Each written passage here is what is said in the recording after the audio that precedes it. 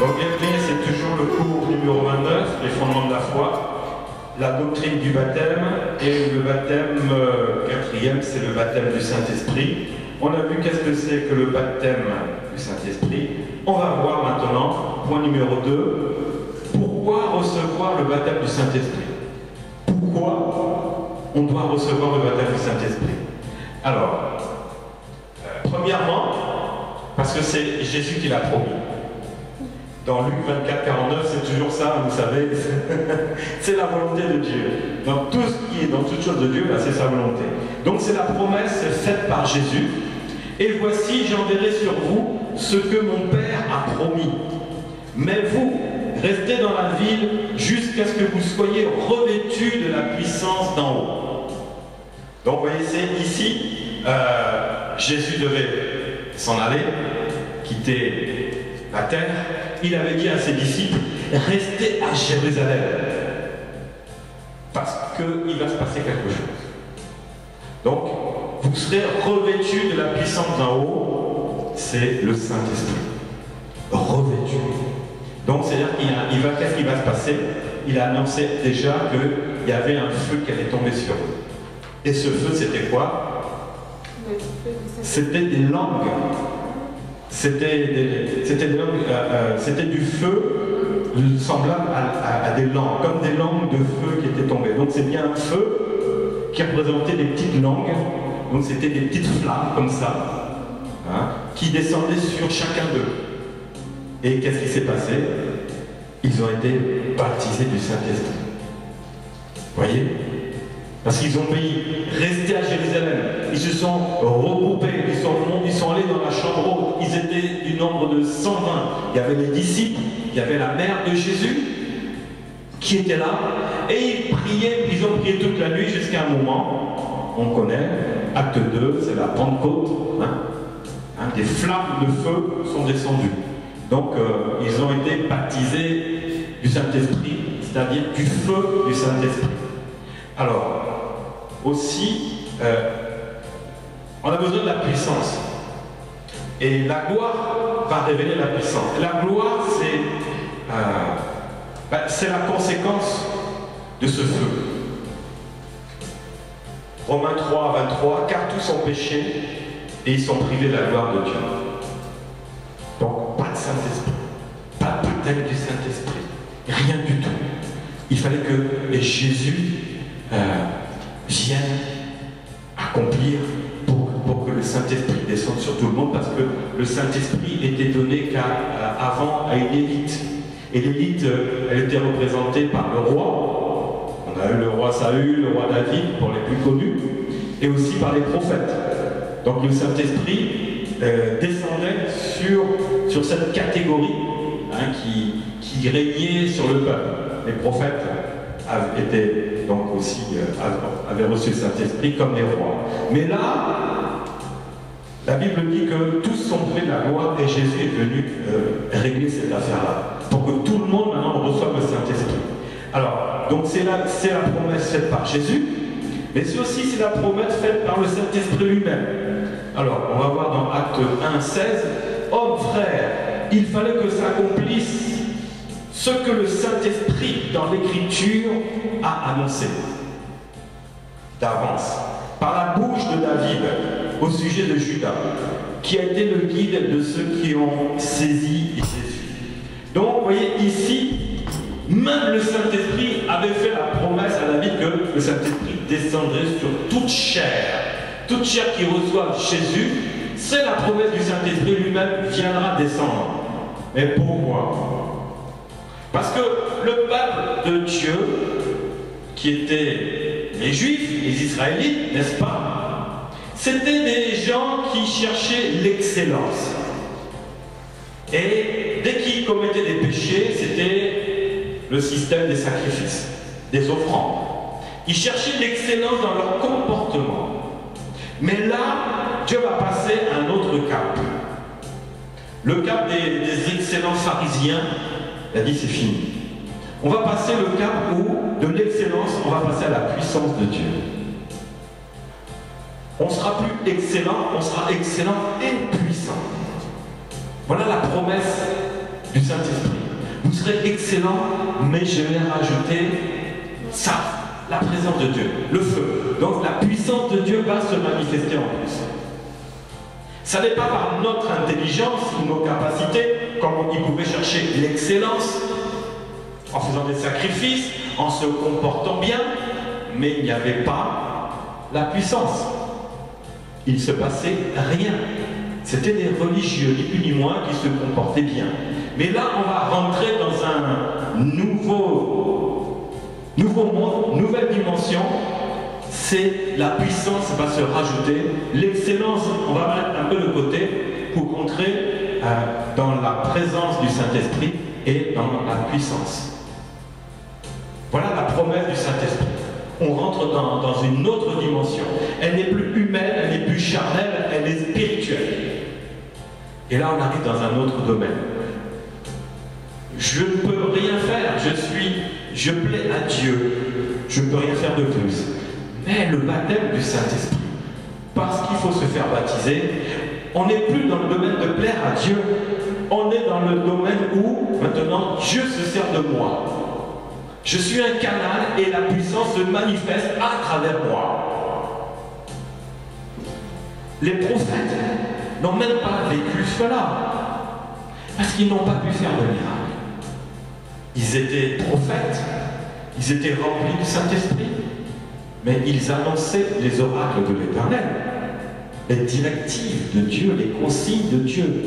Mais là maintenant, on est plus que ces prophètes-là, parce qu'on est baptisé dans le feu de Dieu. Il y a une puissance qui se manifeste à travers. Si tu réalises cela, pourquoi il faut que tu reçoives le baptême du Saint-Esprit? C'est qu'il y a une puissance du Saint-Esprit a dit, je vais rentrer en toi et je vais envoyer ma puissance en toi. Si tu le veux, si tu m'aimes, si tu as une relation avec moi, plus cette relation sera grande, plus le feu sera grand. Et quand la relation baisse, eh bien qu'est-ce qui se passe? Vous savez, moi j'ai pas des plaques électriques, j'ai des plaques de gaz. Quand je vais allumer, je tourne le bouton et j'appuie sur le... Je tourne le bouton du gaz et j'appuie sur le bouton qui envoie la petite étincelle. Et boum, ça s'allume. Et après le bouton, si je le mets au milieu, il y a au maximum, les flammes là sont fortes. Mais si je le baisse, les flammes sont faibles. Elles sont faibles. C'est la même chose avec le Saint-Esprit. Si tu es au maximum dans le Saint-Esprit, aïe aïe aïe, la marmite qui est là, ça va bouillir. Ça va vraiment être chaud. Là, tu vas envoyer du lourd. Mais si tu tournes le bouton, tu le baisses, tu auras des petites flammes. Ta marmite ne va pas bouillir. Les choses ne vont pas cuire. Ça va être dur. Si tu as décidé de mettre des pommes de terre à cuire dedans, les pommes de terre, elles sont toujours dures, inmangeables. Notre vie, elle est un peu comme les pommes de terre. On est sur le feu au minimum parce qu'on n'a pas laissé la place au Saint-Esprit. Du coup, notre vie, on dit, ah oui, je suis le temple du Saint-Esprit. Oui, d'accord, mais comment est la puissance du Saint? Comment est le feu? Comment est le feu dans ta vie? Il est comment? S'il est en bas, ça ne sera pas bon. Ça va aller du temps à cuire et ça ne cuira jamais. Jamais, ça sera immangeable. Mais si ton feu, ta relation est bonne avec le Saint-Esprit, vraiment, là, tu vas apporter des bons fruits. Là, tu seras efficace pour le Seigneur. Vous voyez? Alors, ensuite, donc, c'est la promesse faite par le Saint-Esprit qui va agir puissamment dans ta vie. Maintenant, comme je dis, ça dépend de chacun.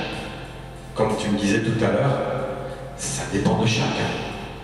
Ton feu il peut être comme ça, ou comme ça, ou comme ça. Et puis même, des fois, ben, tu as tourné le bouton, tu l'as éteint. Carrément.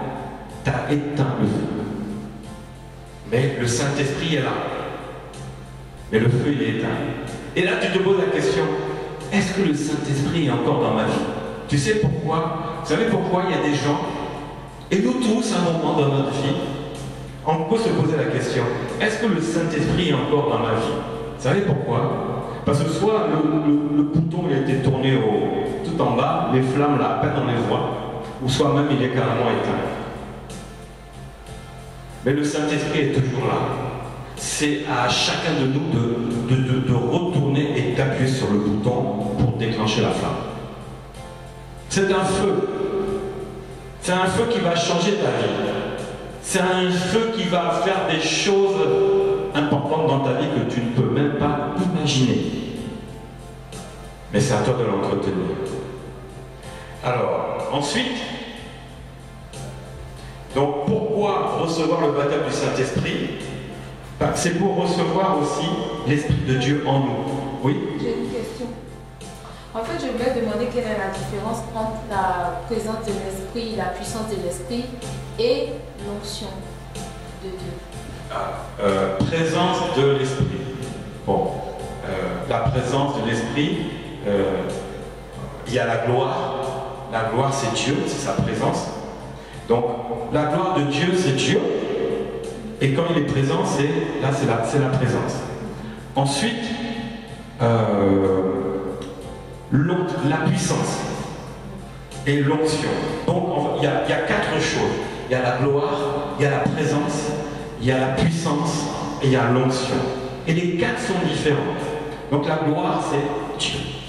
La présence, c'est la présence de la gloire de Dieu. La gloire de Dieu est là. Maintenant, la puissance, c'est quand la gloire de Dieu se manifeste. C'est là. Et l'onction que tu reçois, c'est sa puissance que tu reçois. Une onction. Comme vous savez, la Bible nous révèle que l'onction brise le joug. Donc l'onction, c'est la manifestation de la puissance. Je résume. Gloire amène la présence. Gloire, c'est Dieu. Dieu est présent. Dieu présent, la puissance. La puissance va ensuite envoyer l'onction. Ça, il faut bien comprendre ce processus-là. Parce que des fois, il y en a qui ont tendance à mélanger onction, puissance. Non. L'onction est la manifestation de la puissance de Dieu. C'est là qu'on voit. Il y a la puissance de Dieu est là, et on va le voir. Donc elle va se manifester sous une forme d'onction qui va devenir réelle dans la vie de chacun. Ils seront sous l'onction. La puissance est déjà là, elle s'est manifestée, et c'est l'onction que l'on voit. Qui est comme une huile qui nous recouvre, qui nous revêt, et il y a des réactions, des manifestations sur chacun qu'on peut voir, voilà, ou que chacun peut vivre intérieurement et extérieurement. Hein? Comme il est dit, l'onction brise le joug. Donc c'est clair? Oui. Gloire, c'est Dieu, sa présence, la présence amène la puissance, et la puissance manifeste l'onction. Voilà. Alors, Jean 14, 16 à 18, et moi je prierai le Père, et il vous donnera un autre consolateur, afin qu'il demeure éternellement avec vous. L'Esprit de vérité, que le monde ne peut recevoir, parce qu'il ne le voit point et ne le connaît point. Mais vous le connaissez, car il demeure avec vous. Et il sera en vous. Je ne vous laisserai pas orphelin, je viendrai à vous. Alors ici, c'est Jésus qui s'adresse à ses disciples. Et il parle du Saint-Esprit. Alors, vous le connaissez car il demeure avec vous. Donc Jésus parle. Il dit, vous connaissez le Saint-Esprit parce qu'il demeure avec vous. Donc Jésus dit que il est aussi le Saint-Esprit. Parce que je suis avec vous, il demeure avec vous. Donc Jésus, n'oubliez pas, la Bible dit que car quand Jésus-Christ habite corporellement toute la plénitude. La plénitude, c'est la face de Dieu, le Père, la face de Jésus lui-même et la face du Saint-Esprit. C'est trois rôles, si vous voulez. C'est pour ça que biblique, quand Jésus est monté à la droite du Père, c'est-à-dire qu'en fin de compte, il a retrouvé sa place et ça se reforme. Il s'était séparé, il s'est reformé de toute cette puissance. C'est une toute puissance qui arrive à se séparer. Oui. Non, parce que la gloire de Dieu, c'est Jésus alors. La quoi? La gloire de Dieu. La gloire de Dieu? C'est Jésus. Oui. La Bible nous révèle, dans toute la Bible, Ancien et Nouveau Testament, que Jésus est Dieu.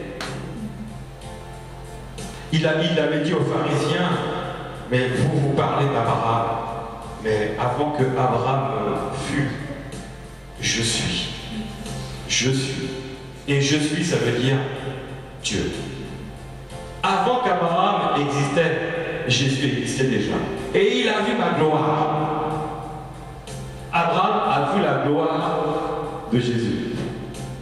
Il a vu ma gloire. C'est Jésus qui parle. Donc la divinité de Jésus est totale. Maintenant qu'on en fasse une trinité, moi je ne suis pas d'accord. Parce que trinité dire tri-trois et unité de Dieu, trois dieux. Mais non, Dieu est Dieu, il est un seul Dieu, indivisible. Mais il a des fonctions selon la situation. Ou des rôles. Mais je mettrai ça entre guillemets. Parce qu'il n'y a pas vraiment de mots pour expliquer comment Dieu arrive. Mais moi j'ai une phrase. Dieu créateur, Jésus réparateur et Saint-Esprit la force présente. Voilà. Mais c'est Dieu qui agit selon les situations. Il a créé, maintenant il vient réparer et ensuite il entretient. Imagine un fabricant d'auto, prenons Peugeot, il fabrique, après il va entretenir, il va réparer, il sera présent pour suivre la voiture. Il crée la voiture, si la voiture est en panne, il vient la réparer, et ensuite il va faire un suivi de la voiture. Il va s'en occuper pour que la voiture, si elle a un accident ou une panne, il y aura toujours le suivi. Ben, voilà, c'est un peu l'image. Comme disait Jésus, c'est une parabole. Voilà, c'est une parabole.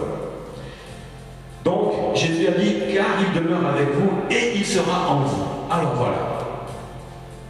Toute personne a le Saint-Esprit. Mais pour recevoir le baptême du Saint-Esprit, il y a un processus qu'on a vu tout à l'heure. Hein, n'est-ce pas? Donc, toute personne a le Saint-Esprit. Il demeure avec vous. Même celui qui n'a pas reçu Jésus, le Saint-Esprit est avec lui. Mais il est où? À côté. Avec. Pas en, mais avec. Et la Bible dit, et il sera en vous. Alors, qu'est-ce qui va se passer? Il va rentrer. Voilà. Il va rentrer. Donc, pourquoi recevoir le baptême du Saint-Esprit? C'est pour que Dieu soit réellement en nous, mais qu'il agisse dans le domaine de la puissance. Parce que quand on a confessé Jésus, le Saint-Esprit est rentré en nous, n'oublions pas. Alors, ensuite, c'est pour recevoir la puissance du Saint-Esprit en nous. On a vu dans la définition du baptême, pour recevoir une puissance. Sous quelle forme? Les flammes, le feu. Alors, acte 1:8, mais vous recevrez une puissance, le Saint-Esprit survenant sur vous. Et vous serez mes témoins à Jérusalem, dans toute la Judée, dans la Samarie, jusqu'aux extrémités de la terre. Alors, là, on a vu tout à l'heure qu'il demeure, maintenant il sera en vous, et là, la puissance, c'est plus en vous, c'est sur vous. Vous voyez? Le Saint-Esprit est en vous. Mais la puissance, elle sera sur vous. C'est pour ça que la Bible dit que quand Jésus était parti dans le désert pour prier, jeûner, il était rempli du Saint-Esprit. Et lorsqu'il est sorti au bout de 40 jours, il était revêtu. Donc il est parti rempli, donc le Saint-Esprit était en lui. Et par les temps de prière de jeûne qu'il a fait, quand il est sorti de ce temps de prière, maintenant, quand on le touchait, c'est pas lui qu'on touchait, c'était les revêtus de la puissance d'en haut. Et le ministère a commencé. Tant que ton ministère ne sera pas rempli, revêtu du Saint-Esprit, il ne se passera rien. C'est clair et net. C'est comme ça. Il faut que la Bible dit, ça c'est important, hein, la puissance. Tu reçois la puissance. La puissance est sur toi. Comment il faut faire? Il faut jeûner comme Jésus. Prier, jeûner. Voilà. Ce que Jésus a fait, c'est pour que nous le fassions. Avait-il besoin de le faire? Non.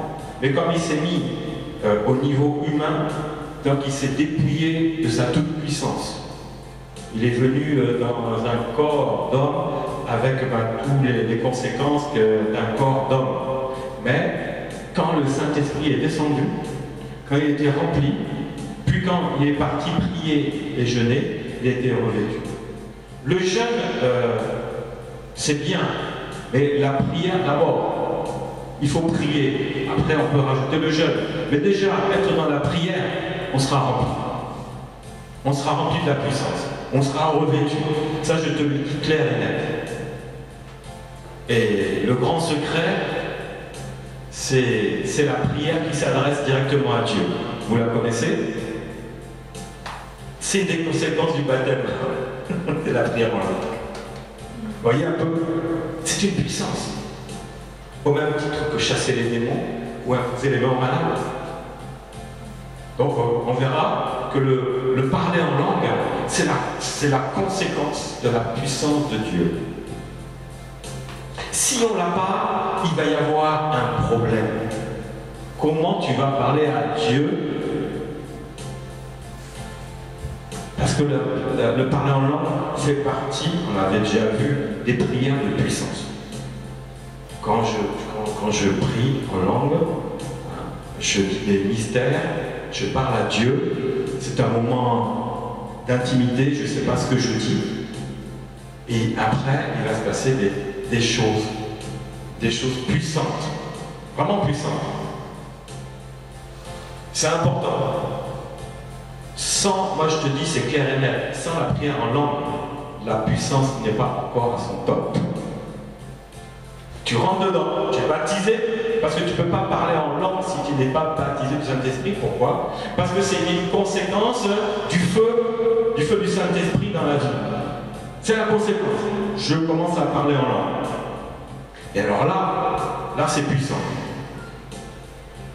J'ai expérimenté plusieurs fois. Quand je suis sorti de vacances, j'étais parti 5 jours, donc chez mes parents. On priait le soir de 20h à 22h30. Après, je montais dans ma chambre. J'avais surnommé, comme je priais, c'était ma chambre haute. Je couchais les enfants et je m'étais enfermé J'étais dans la chambre, oui. Et puis pendant 2 heures, prière en langue. Bien aimé, au bout de 2 jours, l'arc-en-ciel était visible dans la maison. Je n'avais jamais vu ça de ma vie. Jamais. Jamais. Et l'arc-en-ciel, ça représente l'alliance de Dieu. C'est Dieu qui fait l'alliance, qui se manifeste. Et pendant tous les soirs après la prière, on regardait et l'arc-en-ciel, il était là. C'était le soir, on finissait la nuit, donc on allumait les lumières dans la maison. Première lumière, on voit l'arc-en-ciel. Bon. Deuxième lumière, ah tiens, aussi. J'ai demandé, parce que je les ai laissés, est-ce que vous voyez encore l'arc-en-ciel? Il dit, mais oui, et le pire, c'est que maintenant, on le voit partout. Avant, c'était sur deux lampes. Là, maintenant, quand j'allume les lampes de ma hotte, quand je prépare manger, l'arc-en-ciel il est partout. Elle dit, mais je ne comprends pas. Qu'est-ce qui se passe? La puissance de la prière en langue. Moi, je suis monté 4 nuits là-haut. Après 2h30 de prière en bas, je couche les enfants. Comme Maman Grace était dans une retraite pendant 3 jours, donc c'était chaud, hein. On s'était séparés. Elle a reçu pour elle dans la retraite, mais moi ce qui s'est passé là-bas, dans la maison, jusqu'à présent l'arc-en-ciel est là. Moi de ma vie de chrétien, j'ai jamais entendu parler de ça. Un arc-en-ciel dans une maison autour des lampes. Tu as déjà entendu parler de ça? Et tu as déjà vu ça? Eh bien va chez mes parents, tu vas le voir. Non mais c'est ça la puissance. Mais c'est ça. Quand tu pries en langue, qu'est-ce que tu crois? Le feu, il est au maximum. Là, tu as une relation avec Dieu, avec le Saint-Esprit. Tu pries en langue, c'est la langue des anges. Donc ça, bon là j'avance un peu. Pourquoi il faut recevoir? Oui, mais ça fait partie. Pourquoi il faut recevoir le baptême du Saint-Esprit? Pour pouvoir utiliser la prière, la spirituelle, la plus puissante qui existe. C'est ça là. Et au nom de Jésus aussi, c'est une prière puissante. Moi je mettrai les deux. Au nom de Jésus-Christ, hein, tout ce que vous demanderez en mon nom, je le ferai. Et la prière en langue, voilà les deux. Voilà les deux. Donc c'est pour recevoir la puissance du Saint-Esprit en nous. Ensuite, Après, pourquoi recevoir le baptême du Saint-Esprit? Pour être conduit par le Saint-Esprit. Alors, Galates 5, 25, si nous vivons par l'Esprit, alors marchons aussi selon l'Esprit. Alors, nous vivons par l'Esprit parce que je suis le temple du Saint-Esprit, mais maintenant, il faut allumer le feu.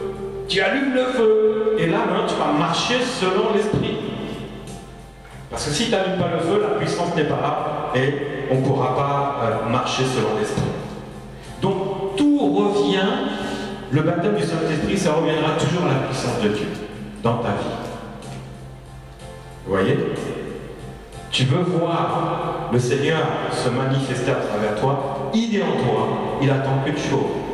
Tu tournes le bouton. Tu commences à te mettre dans la prière, tu reprends une vie de prière et tu vas voir comment le Seigneur va t'utiliser. Et c'est parti. Ensuite, alors pourquoi recevoir le baptême du Saint-Esprit? Comme j'ai dit tout à l'heure, pour cracher le feu. Pour cracher du feu. Tu tournes le bouton, les flammes sont au maximum. Tu ouvres ta bouche, tu es rempli du Saint-Esprit, tu es revêtu. Quand on te touche là, non. Moi, je me souviens un jour, vous savez, à la fin, on se salue, à la fin d'une réunion, d'un culte, et qu'est-ce qu'on dit? Ah, que Dieu te bénisse. Hein? Et un jour, je venais d'apporter la parole, on avait prié, le Seigneur s'était manifesté, et comme à mon habitude, je vois une sœur, elle est pasteur, et dans ma tête, j'ai dit, quelque chose me dit dans ma tête, quand tu vas lui tendre la main et tu vas lui dire que Dieu te bénisse, réalise-le. Elle vient vers moi comme d'habitude, au lieu de me faire la bise, je lui tends la main. Donc je voulais qu'elle prenne ma magie. Et je lui dis, ah, que Dieu te bénisse. Elle a pris ma main. Dès qu'elle a pris ma main, elle est tombée. Qu'est-ce qu'il y avait? J'ai obéi. L'obéissance aussi est très importante. La puissance du Saint-Esprit se manifeste dans l'obéissance. Et là, elle a été secouée, elle m'a dit, mais qu'est-ce que tu as dans ta main? Et qu'est-ce qu'il y avait? Le feu. Le feu. Mais ça allait l'onction. Donc, voilà. Hein? La puissance, donc le feu c'est la puissance. Hein? On peut dire la puissance de Dieu, mais on peut dire le feu de Dieu aussi. Hein? C'est une autre image de la puissance de Dieu. Et là, ce que j'ai dit, elle a pris ma main, paf, qu'est-ce qu'elle a reçu? L'onction. Elle a ramassé, elle s'est retrouvée presque tombée en arrière. Il n'y avait personne pour la retenir parce qu'on était à la fin du culte. Donc elle s'est retrouvée, j'ai dû la rattraper, sinon elle allait se faire mal, elle allait tomber. Donc vous voyez, c'est pour cracher le feu, faire cracher la puissance. Alors, acte 2 à 4, tout à coup il vint du ciel un bruit comme celui d'un vent impétueux. Ah, le vent impétueux aussi c'est le Saint-Esprit. Il remplit toute la maison où ils étaient assis. Des langues semblables à des langues de feu leur apparurent, séparées les unes des autres, et se posèrent sur chacun d'eux. Ils furent tous remplis du Saint-Esprit, et ils se mirent à parler en d'autres langues. Donc c'est le don des langues qui commence aussitôt, selon que l'Esprit leur donnait de s'exprimer. Donc vous voyez ici, comment le Saint-Esprit est descendu? Parce qu'il y a eu un vent fort qui est rentré dans la chambre haute, et ensuite des flammes sur chacun d'eux, et ils furent tous remplis. Et après, qu'est-ce qu'ils ont commencé à parler en langue? Après la suite, on la connaît aussi, quand ils s'exprimaient, il y avait plein de nations qui étaient là, parce qu'il y avait une fête à Jérusalem, et ils commençaient à parler dans des langues étrangères. Et ça, c'était la puissance du Saint-Esprit, le feu. D'ailleurs, les autres disaient, mais ils sont remplis de vin doux, ils sont ivres, il faut les laisser. Quand la puissance du Saint-Esprit se manifeste sur toi, tu vas être bizarre. Tu n'es plus le même. Soit tu vas rire, au moment où tu vas être bizarre. En tous les cas, je te dis, on ne va pas te reconnaître. Tu ne seras pas le même. Pourquoi? Parce que tu craches le feu. Quand tu craches le feu, tu n'es plus le même. Ton comportement est totalement changé. Je ne sais pas en quoi. Il peut être dur, parce que c'est la parole de Dieu qui sort. Il peut être dur dans le domaine sérieux, autoritaire. Il peut être joyeux, mais il va être expressif. Cracher le feu, c'est expressif. Comme un sprinter là, qui court là, et comme on dit, il pète la forme, il pète le feu. C'est pas ça? On est en forme, on pète le feu. Quand tu es à fond avec le Saint-Esprit, tu pètes le feu. Donc tu craches du feu. Et là, ce que tu envoies, ceux qui sont devant, c'est l'onction qu'ils reçoivent. Hein, le feu, ce n'est pas pour soi-même. Le feu qui sort du gaz, ce n'est pas pour la cuisinière, c'est pour ce qu'il y a dessus. Là, c'est la même chose. Hein. C'est exactement la même chose. Alors, donc, c'est pour cracher le feu. Ensuite, pourquoi recevoir le baptême du Saint-Esprit? Eh bien, c'est pour vivre aussi une nouvelle vie. La nouvelle vie. Alors, ça, c'est très intéressant. Galates 5, 22, 23. Mais le fruit de l'esprit, c'est l'amour, la joie, la paix, la patience, la bonté, la bienveillance, la foi, la douceur, la maîtrise de soi. Et la loi n'est pas contre ces choses-là. Donc tout ça, ça va transformer ta vie. Ta vie sera nouvelle. S'il n'y avait pas la paix va venir. S'il n'y avait pas la joie, ça va venir. Donc la personne ne sera plus la même. Si elle était à limite dépressive, ça va disparaître. Elle sera dans la joie. Parce que c'est la nouvelle manière de vivre de la personne. Et ça, c'est qu'un début. Et on peut voir après la mort de Jésus, juste avant, il y en a un, il s'est pendu, Judas, tellement abattu. Les 10 autres ont carrément abandonné Jésus. Pierre était le pire, lui il a carrément renié, il a fait des imprécations. Jésus, tu n'as qu'à mourir. Donc vous voyez un peu, quand Jésus était parti, qu'est-ce qui s'est passé avec les apôtres? Tous ont laissé Jésus. Tous. Pourquoi? La puissance du Saint-Esprit n'était pas descendue. Donc ils étaient livrés à ce que Jésus leur avait dit et aux réalités de la vie. Et bien, les réalités de la vie ont commencé à prendre le dessus. Sans le Saint-Esprit, il n'y a pas de vie, il n'y a pas de nouvelle vie. Ils étaient retombés dans le ancien vie. Le Saint-Esprit n'était pas descendu sur eux. Ça, c'était avant la Pentecôte. Et donc, on va voir le nouveau départ dans Jean 3, 6. Ce qui est né de la chair est la chair, et ce qui est né de l'esprit est esprit. Et eux, ils étaient nés de la chair, ils ont découvert le Christ, mais ils étaient restés dans la chair parce que l'Esprit de Dieu n'était pas encore rentré en eux. Voilà le problème. Donc, ils n'avaient pas ce nouveau départ-là. Mais ce qu'on va voir après, dans Jean 20, 22, après ces paroles, donc quand Jésus est venu dans son deuxième ministère terrestre, donc dans la résurrection, il a dit ces paroles, il souffla sur eux et leur dit, recevez le Saint-Esprit. Voilà le baptême. Le baptême du Saint-Esprit, c'est recevez le Saint-Esprit. Et que le Saint-Esprit se manifeste en nous. Alors, pourquoi recevoir le baptême du Saint-Esprit? Pour servir Dieu dans la puissance. Dans la puissance. Il fallait que les 11 apôtres reçoivent le Saint-Esprit et que la puissance de Dieu descende sur eux parce que l'Église, elle était par terre. L'Église, elle était morte. L'Église que Jésus avait dû mettre en place n'existait plus. Dans nos vies, nous sommes aussi une Église. Des fois, elle n'existe plus. Elle est par terre. Et qu'est-ce qu'il faut pour cela? Retrouver la relation avec le Saint-Esprit, avec Jésus, avec Dieu. Renouer cette relation et tu vas voir que bam, ton bouton s'allume et le feu il sort. Il suffit de pas grand-chose. Parce que Dieu est en toi. Avant que tu aies blasphémé, et ça c'est autre chose. Mais la Bible dit, n'attristez pas le Saint-Esprit de Dieu. Ensuite alors, pourquoi? Pour recevoir le baptême du Saint-Esprit, il y a toujours les flammes pour brûler pour Dieu.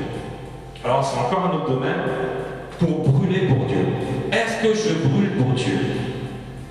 Alors, Luc 24, 29 dit, mais il le pressèrent en disant, reste avec nous.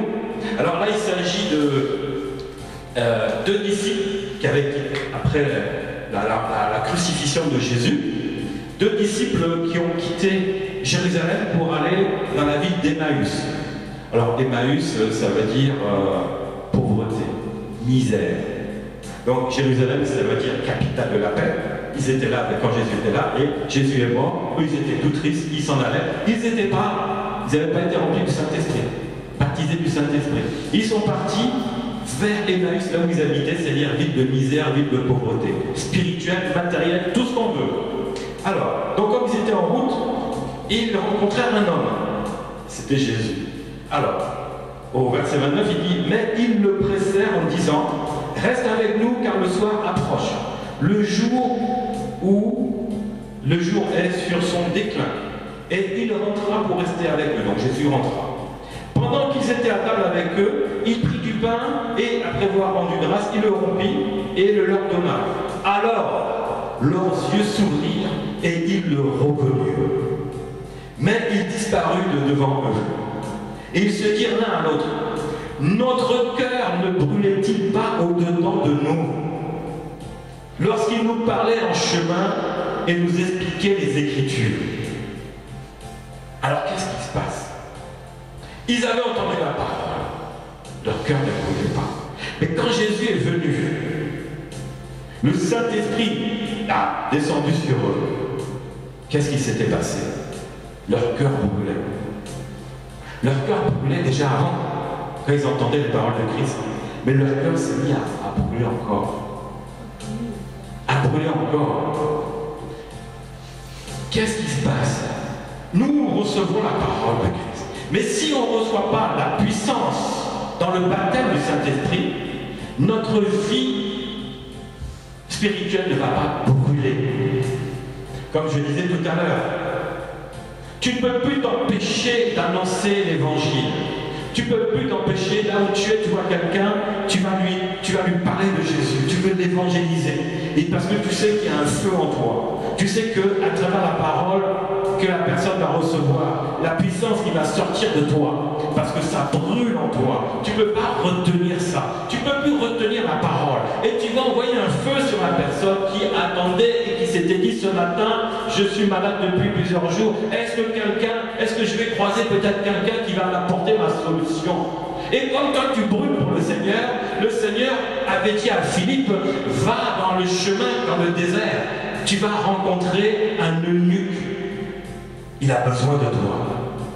Mais Philippe, il était quoi? Il était rempli, revêtu du Saint-Esprit, conduit par le Saint-Esprit. Chaque matin, bien aimé, si on brûle pour le Saint-Esprit, si on brûle du feu du Saint-Esprit, mais tu vas faire des rencontres, parce que le Seigneur va permettre des gens qui ont besoin de Dieu dans leur vie, et toi tu as Dieu dans ta vie. Et toi, tu as un feu qui brûle. Donc il y aura une rencontre entre celui qui a le problème et toi qui as la solution. Donc Dieu va faire rencontrer les deux. C'est ce qui s'était passé avec Philippe et l'Éthiopien. C'est comme ça que l'Éthiopien a reçu Jésus et il est baptisé du baptême d'eau. Vous connaissez. Donc bien aimé, c'est pour brûler. C'est pour brûler. Quand tu es né de nouveau, tu as été baptisé du Saint-Esprit, tu brûles. Chaque matin, tu vas dire au Seigneur, quelle personne tu vas me mettre sur mon chemin afin que je puisse lui annoncer l'évangile et je puisse lui poser les mains s'il est malade ou s'il a un problème, je puisse chasser ce problème dans sa vie et qu'il te reçoive Jésus comme Seigneur et comme Sauveur et qu'il soit sauvé. Qui ne s'est pas posé cette question chaque matin? Et on en est où? Il est où ton feu? Est-ce que Jésus brûle toujours dans ta vie? Est-ce que tu laisses la place au Saint-Esprit pour que le feu soit toujours allumé, pour qu'il souffle sur ce feu-là? Donc nous devons brûler pour Dieu. Voilà le baptême du Saint-Esprit. C'est brûler pour Dieu dans ta vie. Alors, encore quoi? Pourquoi recevoir le baptême du Saint-Esprit? Ça, il y en a beaucoup. Alors, pour le servir avec la force. Alors, Colossiens 1,28, c'est lui que nous annonçons, exhortant tout homme, instruisant tout homme en toute sagesse, afin de présenter à Dieu tout homme devenu parfait en Christ. C'est à quoi je travaille en combattant avec sa force qui agit puissamment en moi. Quand tu es avec le Seigneur, ce n'est pas par ta force que tu es avec le Seigneur. Au contraire, tu t'humilies devant le Seigneur, tu t'abandonnes au Seigneur afin que ta force, tu reconnaisses que ta force n'est rien. Parce que ce genre de choses, ce n'est pas notre propre force. C'est sa force agissant puissamment en moi. Paul avait expérimenté ça. Avec Paul, il ne se passait jamais des choses. Non. Il y avait toujours des manifestations puissantes. L'évangile se propageait. Parce que lui, il avait compris que pour le servir avec force, il fallait qu'il agisse puissamment en lui. Le feu, ça va agir puissamment dans ta vie. C'est pas logique, tu ne peux pas comprendre, mais expérimente, essaye, et tu verras. Et tu verras ce que le Saint-Esprit va faire dans ta vie. Tu vas voir le feu qui va se passer. Ensuite, Pourquoi recevoir le baptême du Saint-Esprit? Pour marcher aussi dans le Saint-Esprit. Alors Galates 5, je dis donc, marchez selon l'Esprit de Dieu et vous n'accomplirez pas les désirs de votre chair. Car la chair a des désirs contraires à ceux de l'Esprit et l'Esprit en a de contraires à ceux de la chair. Ils sont opposés entre eux afin que vous ne fassiez point ce que vous voudriez. Si vous êtes conduit par le Saint-Esprit, vous n'êtes plus sous la loi. Donc ici, c'est encore Paul qui parle. Il avait expérimenté la présence du Saint-Esprit, et là il explique qu'il faut laisser la chair de côté. Ça ne marche pas. Ta chair et tout ton être entier doit se consacrer au Seigneur. Ton esprit est bien disposé, la chair est faible. Et la chair, qu'est-ce qu'elle va faire? L'âme va commencer à prier. Le corps va aussi prendre une partie. Donc les trois, mais les deux qui représentent la chair, vont se laisser faire. Et c'est là que on va plus marcher dans la chair, mais dans l'esprit. Et donc on sera conduit, si on marche dans l'esprit, on va être conduit par l'esprit. Et c'est là que il y a plein de choses qui vont nous dépasser. C'est ça la vie chrétienne victorieuse. C'est quand tu craches le feu. Ensuite, pourquoi recevoir le baptême du Saint-Esprit? C'est pour faire la volonté de Dieu. Alors Matthieu 1,20, comme il y pensait, voici, un ange du Seigneur lui apparut en songe, et il dit, Joseph, fils de David, ne crains pas de prendre avec toi Marie ta femme, car l'enfant qu'elle a conçu vient du Saint-Esprit. L'enfant qu'elle a conçu vient du Saint-Esprit. La volonté de Dieu n'est pas notre volonté. Là, Joseph a vu que sa femme était enceinte. Selon la loi des Juifs à l'époque, il n'avait pas le droit de se fréquenter avant le mariage. Pas de relation. Rien. Et voici qu'elle est enceinte. Donc dans la chair, la volonté, c'était la loi. Chasse cette femme-là. Parce que vous n'avez pas eu de rapport, voici qu'elle est enceinte. Elle est partie. Moi, lui, Joseph, il allait dire qu'il est parti voir un autre homme. Mais les gens du dehors, ils vont penser que c'est avec moi. Donc vous voyez un peu, la chair, ça ne pouvait pas marcher. La volonté de Dieu, notre volonté, non. Et un ange est venu dire à Joseph, c'est le Saint-Esprit. C'est pas un homme qui est venu rendre visite à ta femme pour qu'elle soit enceinte. C'est le Saint-Esprit. Un ange est venu parler à Joseph. Imagine, je vois que ma femme est enceinte et que moi j'ai rien fait avec elle. Et qu'est-ce que je vais me poser comme question? Elle m'a trompé. Je la fous à la porte, qu'elle aille retrouver son amant. C'est ce que Joseph dit, celui qui va enceinter, elle a qu'à le retrouver là-bas. Moi je veux plus d'elle. Mais c'est ce que Joseph se disait. Et c'est pour ça qu'un ange est venu pour dire non, non, ta femme n'a rien fait de mal. C'est le Saint-Esprit. Donc il faut marcher selon la volonté de Dieu et non selon nos pensées. Ensuite, alors, pourquoi recevoir le baptême du Saint-Esprit? J'ai dit tout à l'heure, pour parler en langue. Très important. Pour parler en langue, acte 2, ils furent tous remplis du Saint-Esprit, ils se mirent à parler en d'autres langues selon ce que l'Esprit leur donnait de s'exprimer. Donc la puissance du parler en langue vient par le baptême du Saint-Esprit. Clair? Alors je ne vais pas vous bloquer, tu as été baptisé, on t'a imposé les mains pour que tu reçoives le baptême du Saint-Esprit, tu n'as pas encore parlé en langue. Ne culpabilise pas, c'est pas grave, ça viendra. Voilà. Ensuite, pourquoi pour recevoir le baptême du Saint-Esprit? C'est pour recevoir les dons en général, parce qu'il y a beaucoup de dons qui viennent avec. Et là c'est le dernier point, acte 2, 18. Oui, sur mes serviteurs et sur mes servantes, dans ces jours-là, je répandrai mon esprit et ils prophétiseront. Donc, le Saint-Esprit est répandu dans la vie de celui qui a été baptisé. Il y a des dons qui se manifestent. Là, il est dit, ils prophétiseront. Mais il y a d'autres dons. Il y a beaucoup de dons. Ce n'est pas le ministère qui est parlé de là. C'est prophétiser. C'est le don de prophétie. et tous les dons qui vont avec. Donc quand le Saint-Esprit, on est baptisé du Saint-Esprit, il y a des dons qui vont se révéler, qui vont se manifester. Il faut chercher à les comprendre. Si on ne sait pas, il faut demander pour que le don il peut être vraiment utilisé. C'est comme tu achètes la dernière télé, dernier modèle, la high-tech, avec des options. Quand tu l'allumes, tu touches sur les boutons, mais tu ne sauras pas. Pourtant, c'est rempli de bonnes fonctions pour qu'elle donne la totalité de sa puissance, cette télé-là. Mais je ne sais pas. Il me faut je regarde le mode d'emploi. Le mode d'emploi. Mais comme disait l'eunuque à Philippe, je ne comprends pas, Ésaïe, ce que dit le prophète.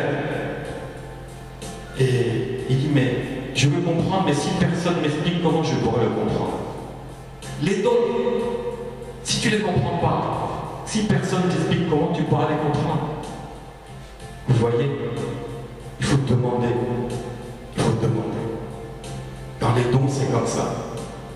Et par la prière, et tu vas voir que le Seigneur, les dons qu'il aura mis en toi, tu vas commencer à les comprendre et tu sauras comment t'en servir avec le Saint-Esprit. Et là, tu vas cracher le feu. Donc voilà, toutes les raisons pour recevoir le baptême du Saint-Esprit. Et il y en a d'autres. Mais je n'ai même pas pu parce qu'il y en a tellement. Mais j'ai cité déjà celles-là qui sont déjà pas mal. Alors, est-ce qu'il y a des questions à poser là-dessus? Vous avez des questions?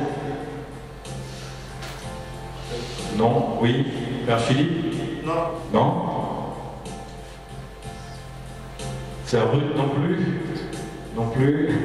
Ok. Et ben voilà. Donc, pourquoi recevoir le baptême du Saint-Esprit? En règle générale, c'est pour que vous pétez le feu.